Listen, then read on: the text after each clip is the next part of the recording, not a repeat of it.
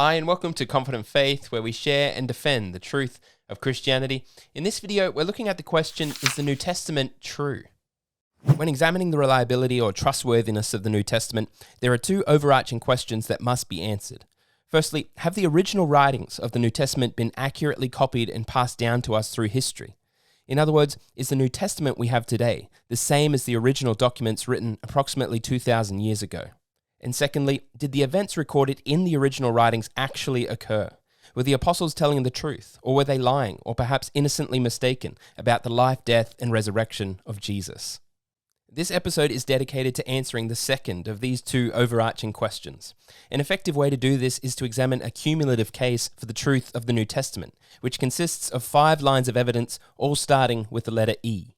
We have early testimony, eyewitness testimony, embarrassing testimony, excruciating testimony, and extra-biblical testimony. Taken together, these 5 pieces of evidence point to the conclusion that the New Testament is true. We can be confident that the apostles accurately reported the truth about the life, death, and resurrection of Jesus Christ. Number 1, early testimony. Many skeptics and critics of Christianity contend that the Gospels and other New Testament documents were written nearly a century or more after the life, death, and resurrection of Jesus. Skeptics contend, therefore, that if the Gospels were written so late, it seems most reasonable to hold that they aren't true or accurate, because given that so much time had passed, surely a number of important details would have been forgotten, or remembered incorrectly, or accidentally exaggerated, or intentionally embellished. Skeptics often also contend that 100+ years is more than enough time for a legend to develop. Given all these objections, how then can we be sure the New Testament is actually true? How should Christians respond to these difficult questions? What evidence is there to hold that the Gospels and other New Testament documents were written early, within the 1st century AD? While a lot more can be said in response to these objections, there are at least 3 important pieces of evidence to keep in mind, which helps to establish the early testimony of the Gospels and the New Testament. Number 1, the destruction of Jerusalem in 70 AD. It's a historical fact that the Jewish capital of Jerusalem was destroyed by the Romans in 70 AD. The event has come to be known as the Siege of Jerusalem.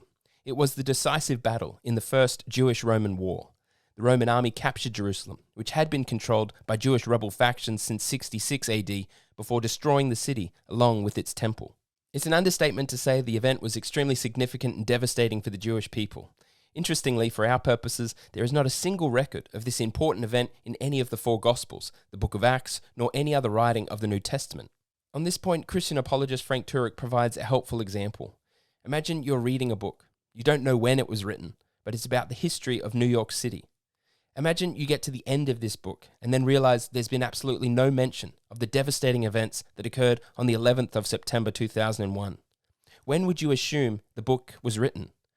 Before 9/11, of course.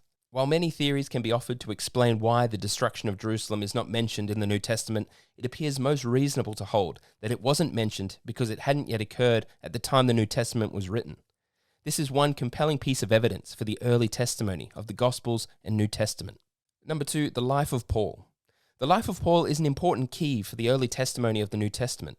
Paul, who was originally a Pharisee and persecutor of Christians, reports that he had an encounter with the risen Jesus, which caused him to convert to this new Christian movement. Years later, Paul was martyred in Rome under Roman Emperor Nero, sometime around the mid-60s AD. Between the time of his conversion and death, Paul lives a life completely devoted to the proclamation of the gospel of Jesus Christ. He meets with the disciples and other followers of Jesus on multiple occasions. He travels around the Mediterranean, planting churches in Asia Minor, Greece, and other locations, and he ends up writing approximately 50% of the New Testament. Obviously, Paul's writings must have been completed before his death. Straight away, we know that approximately half of the New Testament was written before the mid-60s AD. Interestingly, Paul in 1 Timothy 5:17-18 quotes the Gospel of Luke as scripture, alongside a quote from Deuteronomy. If Paul is quoting Luke, Luke's Gospel must have been written sometime even earlier than Paul's writings. Furthermore, another key from the life of Paul is found in his first letter to the church he planted in Corinth. Historians have been able to determine that Paul in 1 Corinthians 15 verses 3-5 quotes an even earlier creedal statement, which was formed by the Jerusalem church and dates all the way back to 33 to 35 AD, just a few years after the crucifixion and resurrection of Jesus in approximately 30 AD. This passage reads, "For what I received I passed on to you as of first importance, that Christ died for our sins according to the Scriptures, that he was buried, and that he was raised on the third day according to the Scriptures, and that he appeared to Peter, and then to the 12.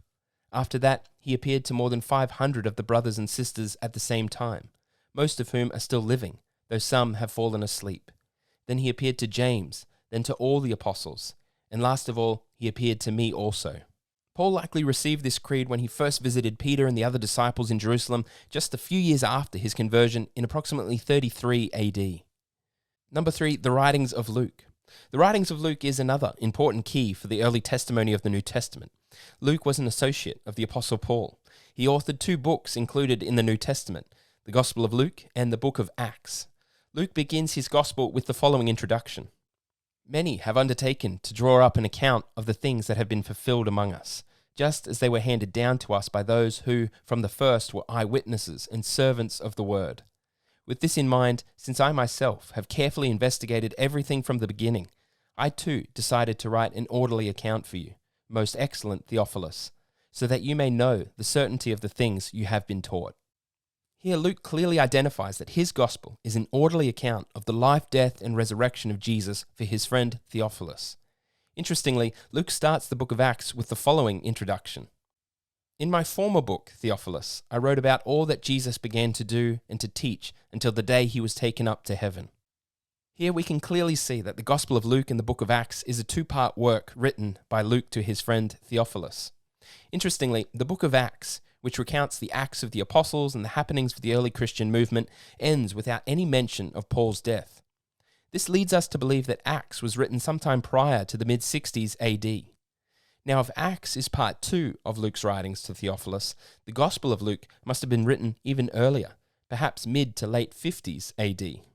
Furthermore, it's been established that Luke's Gospel was written after the other synoptic Gospels. The Gospels of Matthew and Mark must have been written even earlier than Luke, perhaps early to mid-50s AD. What impact does early testimony have on the truthfulness of the Gospels and the entire New Testament?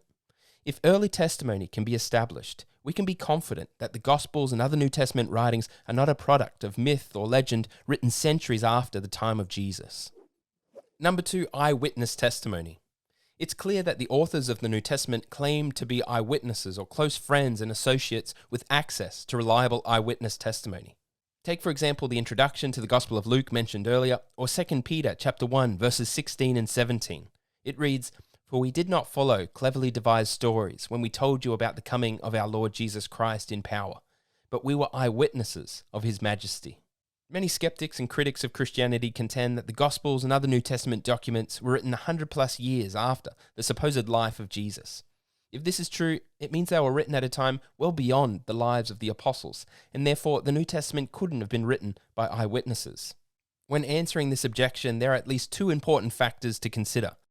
Firstly, the internal evidence supporting eyewitness testimony, and number 2, the external evidence supporting eyewitness testimony.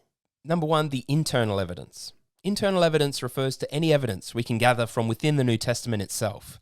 How do the claims and the recorded details of the New Testament stand up to investigation and scrutiny? Do they pass the truth test, or can they be falsified?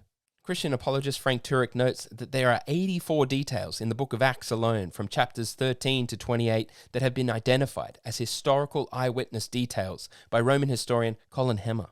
He went through the text with a fine-tooth comb and admitted that Luke must be witnessing what he's writing, or at least knows somebody who has, because all the details recorded are of a nature that only an eyewitness could know. Why would Luke seek to write an orderly account for his friend, go through the painstaking task of getting all the little details correct, but then lie about the bigger, more important issues and events like the miracles performed by Paul or the resurrection of Jesus? He wouldn't. He was telling the truth. Furthermore, New Testament scholar Craig Blomberg, in his work entitled The Historical Reliability of John's Gospel, identifies 59 confirmed or historically probable eyewitness details contained in the Gospel of John. Number 2, the external evidence. External evidence refers to any evidence we can gather from outside the text of the New Testament. Thanks to the historical writings and testimony of early church figures such as Ignatius, Polycarp, Clement of Rome, Linus, and others, we can be confident that the New Testament must have been written firstly early, secondly by eyewitnesses, and thirdly by the traditionally named authors of the New Testament. These early church figures were students of the original disciples and eyewitnesses. It's unreasonable to contradict their historical writings and testimonies and allege that the Gospels were written 100 plus years after the life of Jesus, or that eyewitness testimony was planted into the New Testament by corrupt church officials hundreds and hundreds of years after the life of Jesus. The following is a brief exploration of how the historical writings and testimony of the early church fathers serves as strong external evidence in support of the truthfulness of the New Testament. The students of John, Ignatius and Polycarp. Ignatius, who lived approximately AD 35 to 117, was a student of John the disciple. He went on to become the bishop of Antioch, successor to the apostle Peter. Ignatius wrote a number of important letters to the early church. 7 authentic letters from Ignatius survive to this day, 6 to local church groups and 1 to Polycarp. These letters have been dated to AD 105 to 115. In these letters, Ignatius frequently mentions that he knew many of the apostles and wrote as though many of his older readers also knew them. Furthermore, scholars have determined that Ignatius quoted or alluded to 7 to 16 New Testament books, including the Gospels, Matthew, John, and Luke, and several, if not all, of Paul's letters. Polycarp, who lived from approximately 69 to 155 AD, was a friend of Ignatius and fellow student of John. Irenaeus, another important figure from the early church, who lived from approximately AD 130 to 202, testified that he once heard Polycarp talk about his conversations with John. Polycarp was known to have been converted to Christianity by the eyewitness apostles themselves. One important fact from the life and writings of Polycarp is that he went on to become the bishop of Smyrna, with one surviving letter which he wrote to the church in Philippi. This letter was written sometime between AD 100 to 150. Polycarp wrote about Ignatius, Paul, and Paul's relationship with the Philippian church. Furthermore, he quoted or referenced 14 to 16 New Testament books, including the Gospels of Matthew, Luke, and John, the book of Acts, Romans, and many more of Paul's letters. As students of John the Disciple, the life and writings of Ignatius and Polycarp serve as important pieces of external evidence that help to establish that the Gospels and other New Testament writings contain early eyewitness testimony. The students of Paul, Linus and Clement of Rome. The Apostle Paul, as mentioned earlier, was an eyewitness of the risen Jesus and author of approximately 50% of the New Testament. He had many close associations with key apostles, historians, and other eyewitnesses. Furthermore, we know that Paul had several key students and disciples who protected and passed on his writings. 2 in particular were Linus and Clement of Rome. Irenaeus, in his writings, described a man named Linus as a co-worker of Paul. And in 2 Timothy chapter 4, verse 21, Paul himself specifically identifies a co-worker named Linus. We know from history that Linus later became the Pope of Rome following the deaths of Peter and Paul. Clement was also a co-worker of Paul. See Philippians chapter 4, verse 3, and later he became an important assistant to both Paul and Peter in Rome. Clement wrote several letters. One in particular, the first epistle of Clement to the Corinthians, survives as potentially the earliest Christian document outside of the New Testament. This letter was written sometime between AD 80 to 140. Scholars have observed that Clement quoted or alluded to 7 New Testament books, including Matthew, Mark, John, Romans, Galatians, Ephesians, and Philippians. The students of Peter, John Mark, and others. The Apostle Peter, who lived from approximately 1 BC to 67 AD, was one of the 12. As such, he is a most significant eyewitness of the life, death, and resurrection of Jesus. Peter preserved his eyewitness testimony through his primary student and disciple John Mark, who passed it on to the next generation in what we now recognize as the Gospel of Mark. Early church leaders such as Papias, Irenaeus, and Clement of Alexandria all claim that Mark's Gospel was a record of Peter's eyewitness observations. Papias claimed that Mark penned his Gospel in Rome as Peter's scribe, stating that Mark, having become the interpreter of Peter, wrote down accurately, though not indeed in order, whatsoever he remembered of the things said or done by Christ. Irenaeus wrote, Mark, the disciple and interpreter of Peter, did also hand down to us in writing what had been preached by Peter. And Clement of Alexandria records that those who heard Peter's teaching were not satisfied with merely a single hearing or with the unwritten teaching of the divine gospel, but with all sorts of entreaties they besought Mark, who was a follower of Peter and whose gospel is extant, to leave behind with them in writing a record of the teaching passed on to them orally. Mark established the church in Alexandria and discipled several men who who went on to become church leaders in North Africa. Mark discipled and taught Avilius, Kedron, Primus, and Justus. Critics of Christianity may concede that there is good evidence to hold that the New Testament was written early and contains eyewitness testimony. But at this point, many skeptics may still object, claiming that the disciples were biased or lying, either making up the entire story or embellishing certain elements. Their theory being the resurrection did not actually occur, and so the disciples, after suffering the embarrassment of their leader being crucified, decided to fabricate the entire account in order to save face. Is this a fair and reasonable position? Were the disciples biased or motivated to lie? In regards to the allegation that the disciples were biased or lied about the life, death, resurrection, and ascension of Jesus, there are two important factors to keep in mind: the embarrassing testimony found within the Gospels and New Testament letters, and the excruciating testimony, also known as the martyrdom of the apostles. Number 3, embarrassing testimony. The Gospels and other New Testament writings are filled with many embarrassing details involving the disciples and apostles of Jesus Christ. Based on the principle of embarrassment, the inclusion of such details is highly significant for our investigation in determining whether the New Testament is true. The principle of embarrassment is a type of critical analysis, rendering an account likely to be true, as the author would have no reason to invent a story which might embarrass them. The disciples had nothing to gain, either for themselves or for family and friends, by maintaining that Jesus had been raised to life after death. The earliest followers of Jesus faced arrest, torture, and death for preaching about the resurrected Jesus, and they faced opposition from both the Jewish religious leaders and the Roman authorities. Here are just 12 embarrassing details from the testimony of the disciples which point to the truth of the Gospels and New Testament. Number 1, the disciples are repeatedly depicted as dim-witted. Throughout the Gospels, time and time again, the disciples failed to understand Jesus' identity and mission. Time and time again, the disciples failed to understand why Jesus came, why he had to die, and why he had to be resurrected, and what it all meant. Number 2, Peter is called Satan by Jesus. In Matthew chapter 16, Jesus explains to the disciples that he must be killed, then raised to life.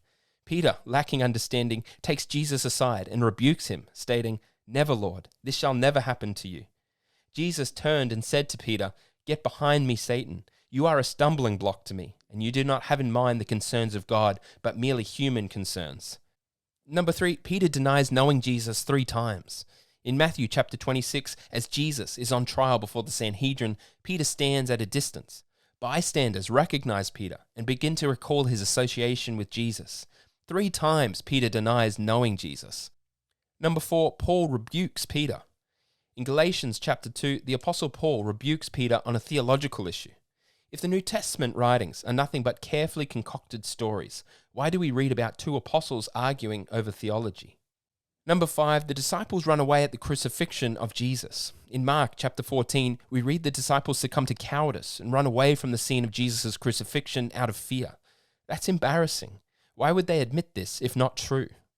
Number 6, the first witnesses at the tomb were women.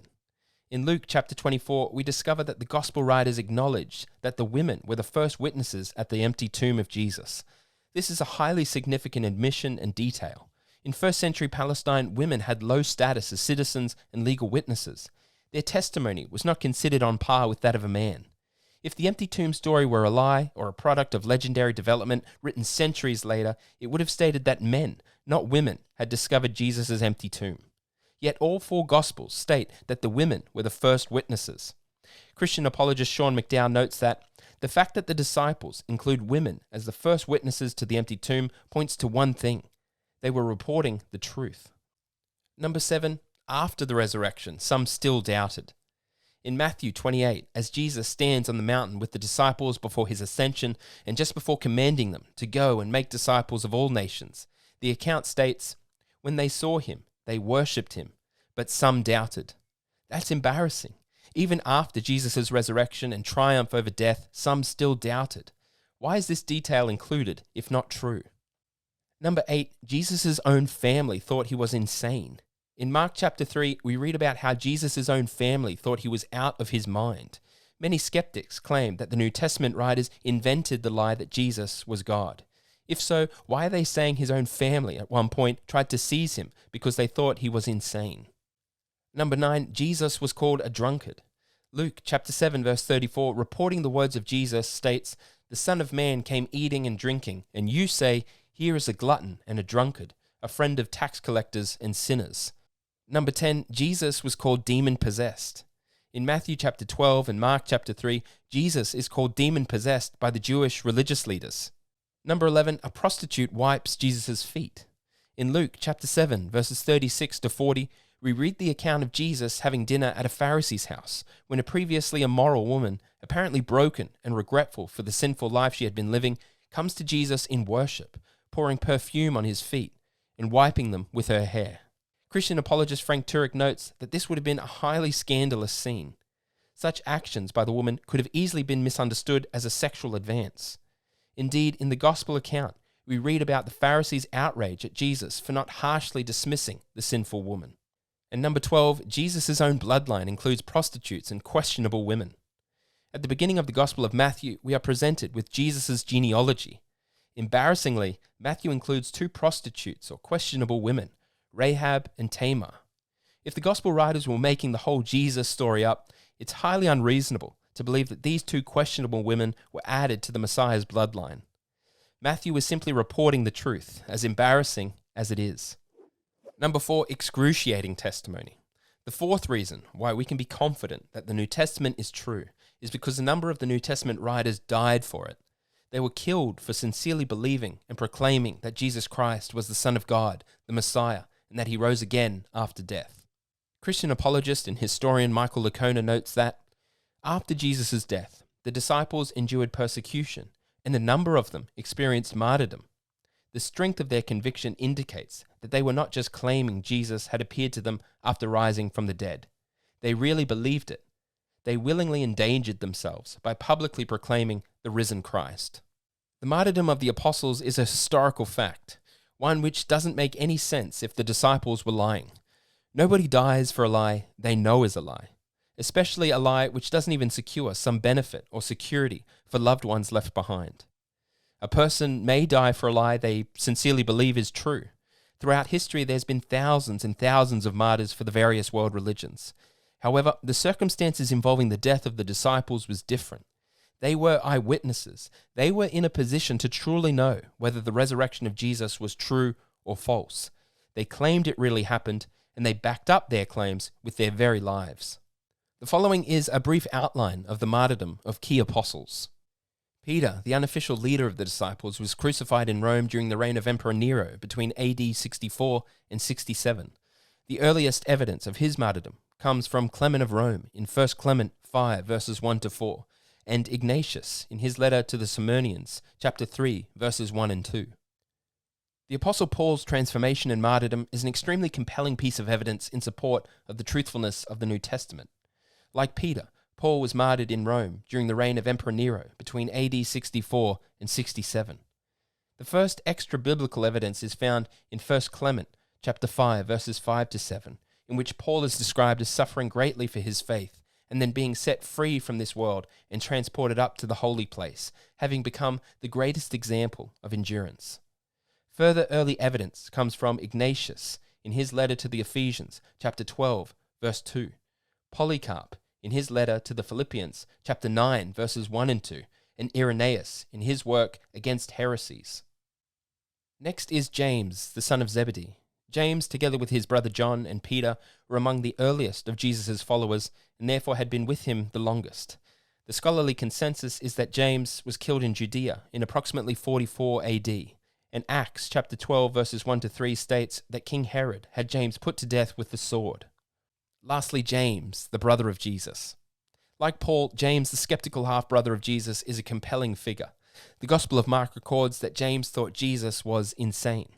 However, following the crucifixion, James had an encounter with the risen Jesus. James goes on to become the leader of the Jerusalem church and is eventually stoned to death for his belief that Jesus is God. Evidence for the martyrdom of James comes from the Jewish historian Josephus in his work Antiquities of the Jews. According to this account, the high priest Ananus had James stoned to death for his belief that Jesus was in fact God. Number 5, extra-biblical testimony. The fifth and final line of evidence in support of the truth of the New Testament is extra-biblical testimony. If the events recorded in the Gospels and other New Testament documents actually occurred, they must have impacted real people, communities, cultures, and locations in history. So are there any sources outside of the New Testament which corroborate the writings of the apostles? Firstly, we have Josephus, who was a Jewish historian who lived from approximately 37 to 100 AD. In his work, Antiquities of the Jews, Josephus unknowingly corroborated several details regarding the life of Jesus and the broader Christian story contained in the New Testament. Josephus records the death of John the Baptist, the execution of James, the brother of Jesus, and a number of key facts about Jesus. Josephus writes, "At this time there was a wise man who was called Jesus. His conduct was good, and he was known to be virtuous. And many people from among the Jews and the other nations became his disciples. Pilate condemned him to be crucified and to die. And those who had become his disciples did not abandon his discipleship. They reported that he had appeared to them 3 days after his crucifixion and that he was alive. Accordingly, he was perhaps the Messiah, concerning whom the prophets have recounted wonders." Christian apologist J. Warner Wallace notes that from this text, we can conclude that Jesus lived, was a wise and virtuous teacher who reportedly demonstrated wondrous power, was condemned and crucified under Pilate, had followers who reported he appeared to them after his death on the cross, and was believed to be the Messiah. Next we have Thalos, who was a Samaritan historian who lived from approximately 5 to 60 AD. Thalos wrote an expansive 3-volume account of the history of the Mediterranean area in the middle of the 1st century, only 20 years after Jesus. Unfortunately, like many writings from the ancient world, his work is now lost to us. However, it was not lost to another historian by the name of Sextus Julius Africanus, who lived from approximately 160 to 240 AD. Africanus wrote a text entitled History of the World in 221.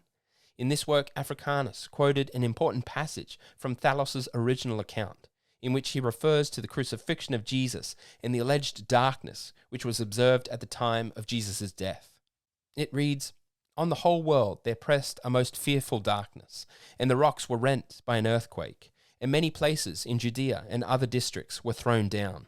This darkness Thalos, in the 3rd book of his history, calls, as appears to him without reason, an eclipse of the sun." Thalos, in his attempt to deny a supernatural explanation for the darkness, unknowingly corroborated the fact that Jesus was indeed crucified, and that darkness covered the land when he died on the cross, just as recorded in the New Testament. Next is Cornelius Tacitus, who was a senator and historian from the Roman Empire and lived approximately 56 to 117 AD. Among his works are the Germania, describing the Germanic tribes, the histories concerning the Roman Empire from 69 to 96 AD, and the later Annals, covering the history of the Roman Empire from 14 to 70 AD. Tacitus records several key facts in relation to the life of Jesus when describing Emperor Nero's response to a great fire in Rome and Nero's claim that the Christians living in Rome were to blame. The passage reads, "Consequently, to get rid of the report, Nero fastened the guilt and inflicted the most exquisite tortures on a class hated for their abominations, called Christians by the populace. Christus, from whom the name had its origins, suffered the extreme penalty during the reign of Tiberius at the hands of one of our procurators, Pontius Pilate, and a most mischievous superstition, thus checked for the moment, again broke out not only in Judea, the first source of the evil, but even in Rome, where all things hideous and shameful from every part of the world find their centre and become popular." Tacitus unknowingly corroborated several details regarding the life and death of Jesus, including that Jesus lived in Judea, was crucified under Pontius Pilate, and had followers in Rome who were persecuted for their faith. Other extra-biblical sources include Greek physician Galen, Greek philosopher Celsus, Greek writer Phlegon, Syrian philosopher Marabar Serapion, Roman historian Suetonius, and specific accounts from the Jewish Talmud. So, is the New Testament true? We've looked at early testimony, eyewitness testimony, embarrassing testimony, excruciating testimony, and extra-biblical testimony. Taken together, these 5 pieces of evidence point to the conclusion that the New Testament is true. We can be confident that the apostles accurately reported the truth about the life, death, and resurrection of Jesus Christ.